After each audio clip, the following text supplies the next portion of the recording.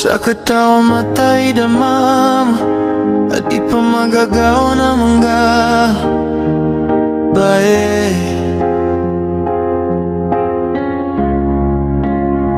Sabab ko katay diya na mamam na o man sumagat sa giyotoa. Mga tinda na kadinila no mga bayam lagi.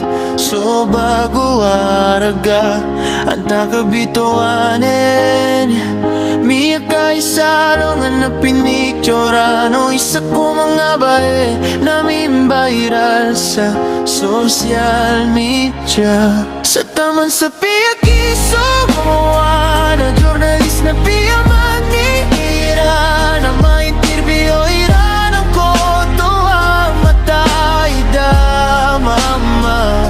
Nakagiya ko mapasa dami ni kikintawa pa kaunot no journalist sa Manila para ko project Ira na advertisement tasim ka na ipon roden na taro-taro sa kia pakalayan itamo.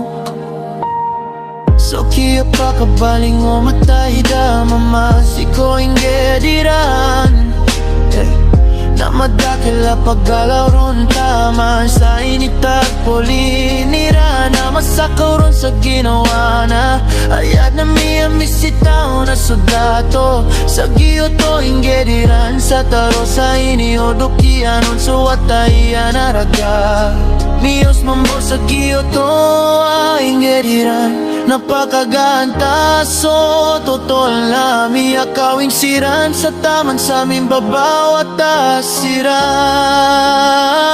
sa taman sa piyakiso na journalist na piyaman nyikira na ma-interview Ira ng koto ang matay da mama. Nakagiya ko mapasa dami ni kikintawa pa kaunot no journalist sa Manila para ko project Ira na advertisement tasim pa. Sa taman sa piyakiso na journalist na piyaman ni Ira na ma-interview Ira ng koto ang matay da mama. Nakagiya ko mapa